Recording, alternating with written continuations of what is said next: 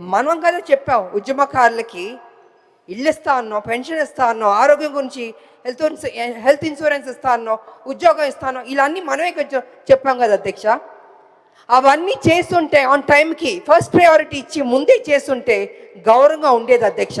ఇవాళ పరిస్థితి ఏమైందంటే అధ్యక్ష, ఉద్యమకారులు అడుగుతున్నారు, అయ్యా మీరు కదా మాకు ప్రామిస్ చేశారు, ఏమైంది అని వాళ్ళు చాలా గౌరవంగా మర్యాదగా ప్లీజింగ్గా అడిగారు అధ్యక్ష.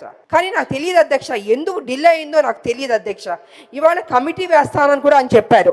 నా ఉద్దేశంలో అయితే అధ్యక్ష, కమిటీ అన్నది కొంచెం డిలే అవుతుంది అధ్యక్ష. ఇప్పటికే 2 ఏళ్ళు అయిపోయింది, 2 ఏళ్ళ పైన అయిపోయింది మా ప్రభుత్వం వచ్చి, కాంగ్రెస్ ప్రభుత్వం. తొందరగా వాళ్ళకి ఏం మనం వాగ్దానం చేస్తే బాగుంటుందని అధ్యక్ష. ఎందుకంటే అధ్యక్ష, మరి ఏ స్కీమ్స్ అన్నా తీసుకురావచ్చు, ఎంతన్నా చేయొచ్చు, కానీ తెలంగాణలో ఉన్న ప్రతి బిడ్డ, ప్రతి రాజకీయ నాయకుడు, ప్రతి ఒక్కళ్ళు ఉద్యమకారుల గురించి గుర్తు పెట్టుకోవాలి అధ్యక్ష. వాళ్ళ గురించి ఎంత మాట్లాడినా తక్కువ, ఎంత చేసినా తక్కువ అధ్యక్ష. ఎందుకంటే ఉద్యమం చేసింది బట్టే కదా అధ్యక్ష తెలంగాణ వచ్చింది.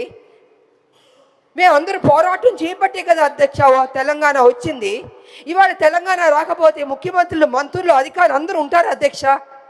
ఇవాళ ప్రతి ఒక్కళ్ళు తెలంగాణలో గౌరవంగా బతుకుతున్నారు అధ్యక్ష. ఎందుకంటే తెలంగాణ రాష్ట్రం రాబట్టి అధ్యక్ష. సమైక్యవాద నాయకులు, తెలంగాణ వ్యతిరేక శక్తులు ఉందో తెలంగాణ ఉద్యమకారులు, తెలంగాణ ప్రజలు తల వంచుకుని బతికారు అధ్యక్ష. పోరాడాం, త్యాగాలు చేస్తాం, అన్ని సమస్తం పోగొట్టుకున్నాం అధ్యక్ష. చచ్చి బతికాం అధ్యక్ష.